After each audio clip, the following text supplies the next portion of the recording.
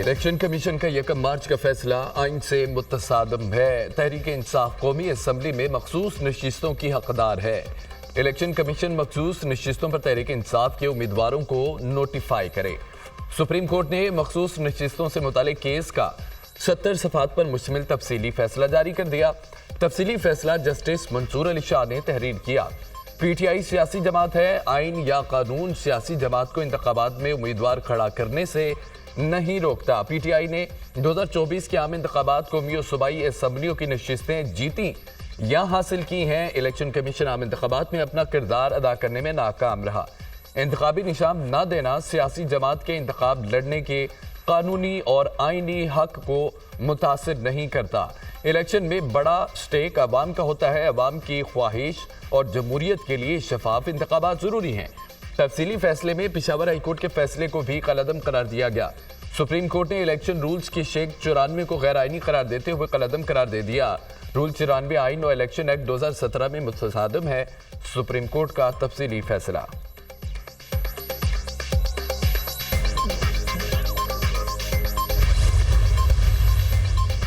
Justice अमीन और justice Naeem Afghan ने जिस तरीके से इख्तलाफ किया वो गैर शाइस्ता है। 8 जजेस की 12 जुलाई के फैसले को गैर आइनी करार देने के रिमार्क्स पर दोनों जजेस पर सख्त तनकीद। जस्टिस अमीनुद्दीन और जस्टिस नईम अख्तर अफगान का अमल सुप्रीम कोर्ट के जजेस से मुनसब के मुनाफी है। इस तरह साथी जजेस बारे राय देना सुप्रीम कोर्ट की साख को मुतासिर करने के मुतरादिफ है। कानूनी मामलात पर हर जज अपनी राय देने का हक रखता है। जिस अंदाज में 2 जजेस ने अक्सरियती फैसले को गलत कहा, यह निज़ाम इंसाफ में खलल डालने के मुतरादिफ है। भारी दिल से बताते हैं, 2 साथी जस्टिस अमीनुद्दीन जस्टिस नईम अफगान ने हमारे फैसले से इत्तफाक नहीं किया।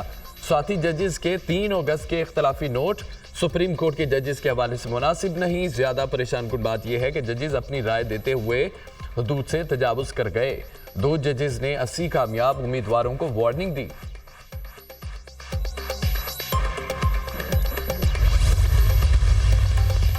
सुप्रीम कोर्ट के फैसले ने इलेक्शन एक्ट को गैर फ़आल बना दिया। इलेक्शन कमीशन अब किस कानून के तहत काम करे?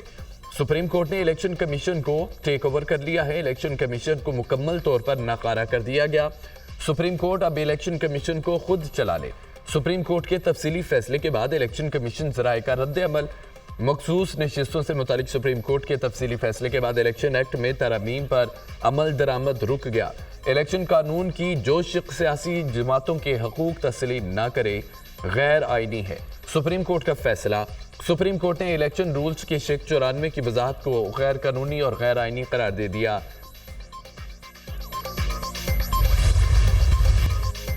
Lieutenant general Mohammad Asim Malik DGISI तैनात 30 सितंबर को अपनी जिम्मेदारियां संभालेंगे। मोहम्मद आसिम मलिक इस वक्त GHQ में एडजुटेंट जनरल के फराइज से अंजाम दे रहे हैं। लेफ्टिनेंट जनरल मोहम्मद आसिम मलिक इससे पहले बलूचिस्तान में इन्फेंट्री डिवीजन और वजीरिस्तान में इन्फेंट्री ब्रिगेड कमांड कर चुके हैं। लेफ्टिनेंट जनरल मोहम्मद आसिफ अपने कोर्स में एजाजी शमशीर भी हासिल कर चुके हैं। चीफ इंस्ट्रक्टर NDU और instructor command and staff college Quetta भी तैनात रह चुके हैं। लेफ्टिनेंट जनरल आसिम फोर्ट लेवनवर्थ और royal college of defence studies के ग्रेजुएट भी हैं। लेफ्टिनेंट जनरल आसिम मलिक के वालिद गुलाम मोहम्मद भी लेफ्टिनेंट जनरल तैनात रहे। कोर कमांडर रावलपिंडी भी रहे। गुलाम मोहम्मद को जनरल GM के तौर पर जाना जाता है।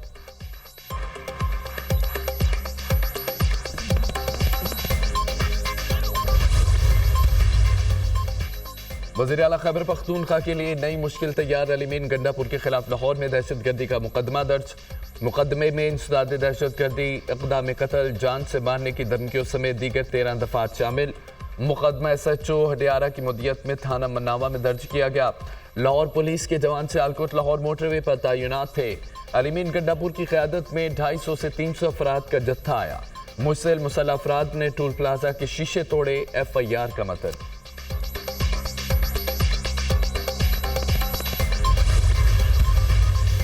जस्टिस मंसूर अली शाह का प्रैक्टिस एंड प्रोसीजर ऑर्डिनेंस पर शदीद तहफ़्फ़ुज़ात का इजहार। जस्टिस मंसूर अली शाह का जजेस कमेटी में शिरकत से साफ इनकार।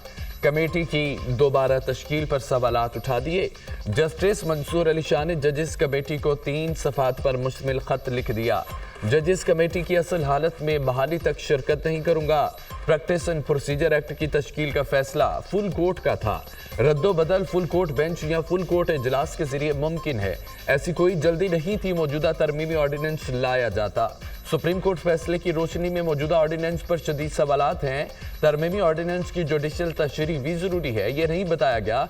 सेकंड सीनियर मोस्ट जज की मौजूदगी में 5वें नंबर पर मौजूद जज को कमेटी का हिस्सा क्यों बनाया गया? मनपसंद फर्द की सिलेक्शन खत्म करने के लिए ही प्रैक्टिस एंड प्रोसीजर एक्ट लाया गया था, जिसे सुप्रीम कोर्ट ने मंजूर किया था। तरमीमी ऑर्डिनेंस जारी होने के चंद घंटों में ही नई कमेटी तश्कील देना फुल कोर्ट के फैसले की तौहीन है। जस्टिस मंसूर अली शाह के खत का मतन।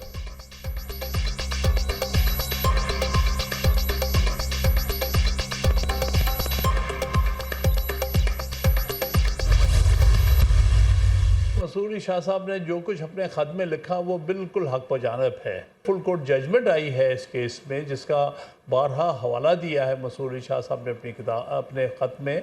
वो उसको पूरी तरह इग्नोर किया। किसी भी पार्लियामेंटेरियन के पास ड्राफ्ट था ही नहीं जो जिसके लिए वो वोट मांग रहे थे, जिसके लिए वो नंबर पूरे कर रहे थे, और ये बताया नहीं जा रहा था कि क्या अमेंडमेंट क्या है जिसके लिए आप नंबर पूरे करते हैं। तो यहाँ तो बदनीयत ही बड़ी वाज़ेह थी। जस्टिस मंसूर अली शाह का जजेस कमेटी को लिखा गया खत हक बजानिब है। फुल कोर्ट जजमेंट को नजरअंदाज किया गया। जिस आईनी तरमीम के लिए वोट मांगा जा रहा है उसका ड्राफ्ट किसी भी रुकन पार्लियामेंट के पास नहीं था।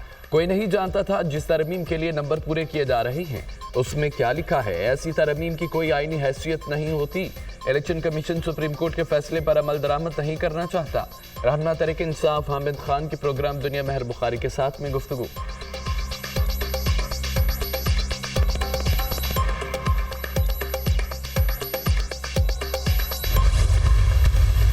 अदालती फैसले जो हैं उनको जो पार्लियामान की कानून साजी है वो उन फैसलों पे फायक होगा, वो उसकी बरतरी रहेगी। इलेक्शन कमीशन ऑफ पाकिस्तान एक आईनी इदारा है।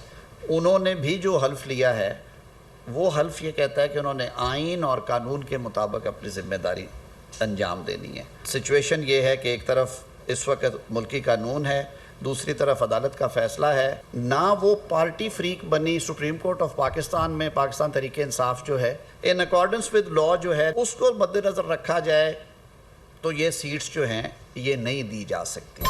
पार्लियामान की कानून साजी सुप्रीम कोर्ट के फैसलों से बालातर है। आईनो कानून के मुताबिक ये सीटें तहरीक इंसाफ को नहीं दी जा सकती। अदालत का फैसला कानून से मुतसादिम है।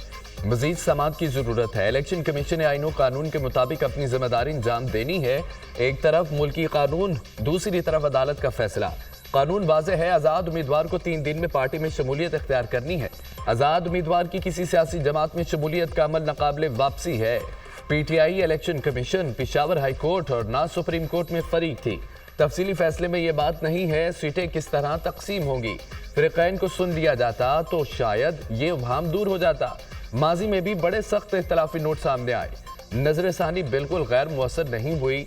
वज़ीर कानून आज़म नज़ीर तारड़ की न्यूज़ कॉन्फ्रेंस।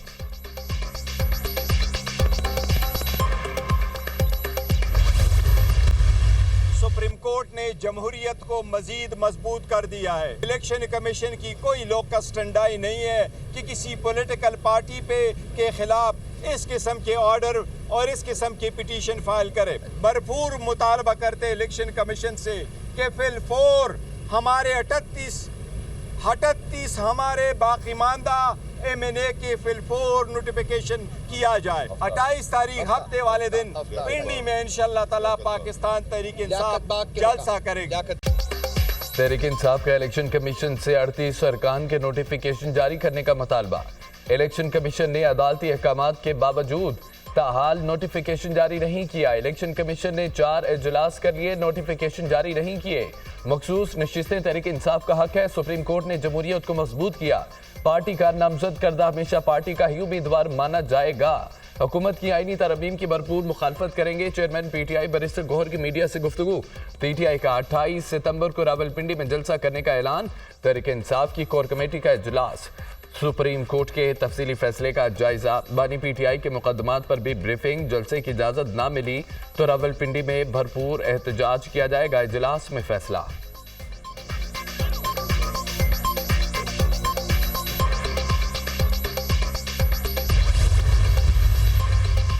सुप्रीम कोर्ट ने 63 नजरसानी केस की समाअत के लिए 5 रुकनी लार्जर बेंच तश्कील दे दिया। चीफ जस्टिस पाकिस्तान बेंच की सरबराही करेंगे justice Munib Akhtar, justice Aminuddin Khan bench में शामिल, जस्टिस जमाल मुंदखेल और जस्टिस मजहर आलिम मियाखेल भी बेंच का हिस्सा। ऑडियो लीक केस पर भी सुप्रीम कोर्ट का 5 रुकनी लार्जर बेंच तश्कील, बेंच की सरबराही जस्टिस मंसूर अली शाह करेंगे, justice Yahya Afridi, justice Aminuddin Khan bench में शामिल, जस्टिस जमाल मुंदखेल, जस्टिस मुसर्रत हिलाली भी लार्जर बेंच का हिस्सा।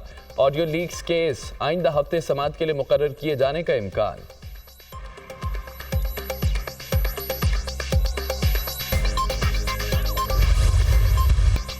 लाहौर हाई कोर्ट में प्रैक्टिस एंड प्रोसीजर ऑर्डिनेंस के खिलाफ दायर दरख्वास्त समाअत के लिए मुकर्रर जस्टिस आलिया नीलम आज दरख्वास्त पर समाअत करेंगी।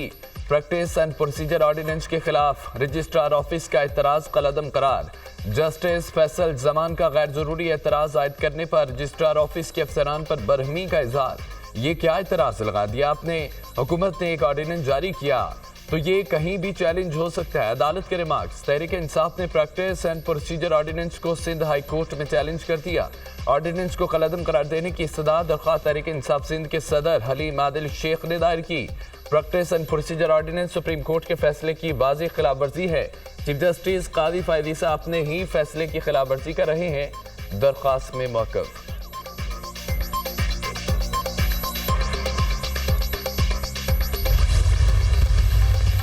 मखसूस नशिस्तों से मुतालिक इलेक्शन कमीशन का इजलास आज फिर होगा। मखसूस नशिस्तें तहरीक इंसाफ को मिलेंगी या नहीं, इलेक्शन कमीशन गुज़िश्ता रोज़ इजलास में भी कोई फैसला न कर सका। इलेक्शन कमीशन का कानूनी माहिरीन से मजीद मुशावरत जारी रखने का फैसला। इजलास में मखसूस नशिस्तों पर सुप्रीम कोर्ट के फैसले पर अमल दरामद पर गौर किया गया। इलेक्शन कमीशन को लीगल एक्सपर्ट्स की एडवाइस से भी आगाह किया गया।